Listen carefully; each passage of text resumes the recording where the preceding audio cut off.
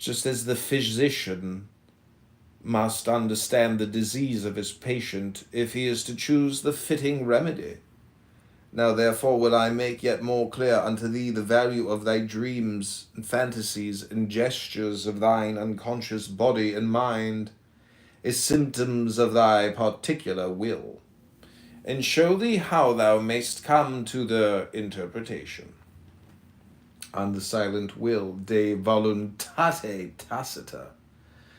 All disturbances, O my son, are variations from equilibrium, and just as thy conscious thoughts, words, and acts are effects of the displacement of the conscious will, so is it in the unconscious. For the most part, therefore, all dreams, fantasies, and gestures represent that will subliminal. And if the physical part of that will be unsatisfied, its utterance will predominate in all these automatic expressions.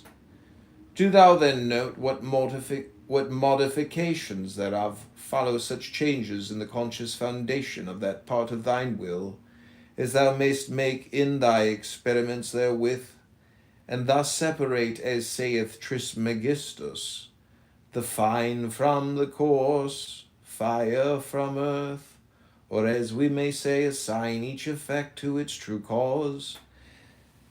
Seek then to perfect a conscious satisfaction of every part of this will, so that the unconscious disturbances be at last brought to silence.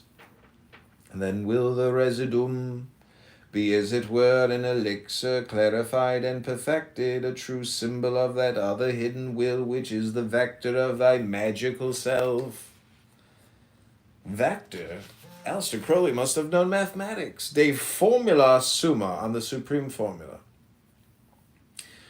Learn moreover that thyself includeth the whole universe of thy knowledge, so that every increase upon every plane is an aggrandizement of that self.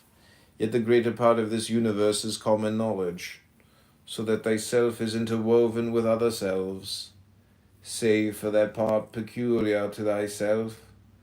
And as thou growest, so also this peculiar part is ever of less proportion to the whole, until when thou becomest infinite, it is a quantity infinitesimal and to be neglected.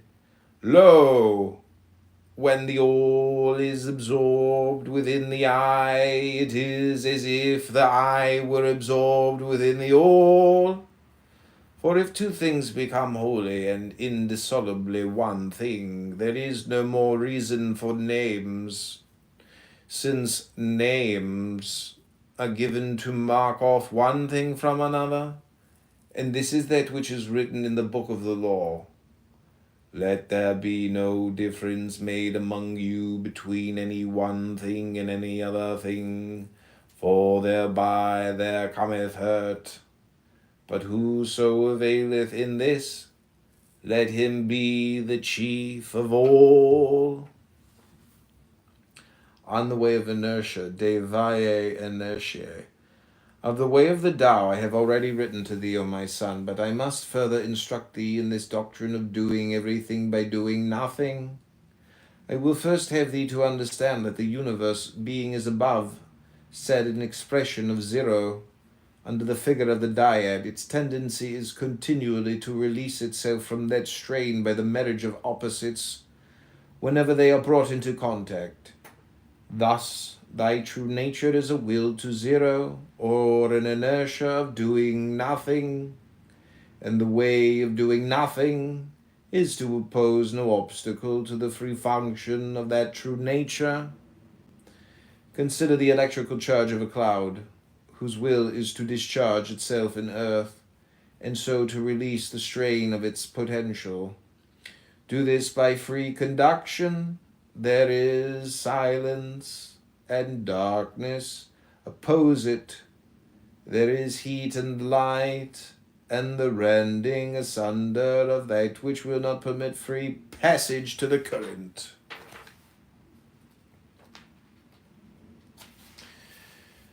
On the way of freedom, de vae libertatis.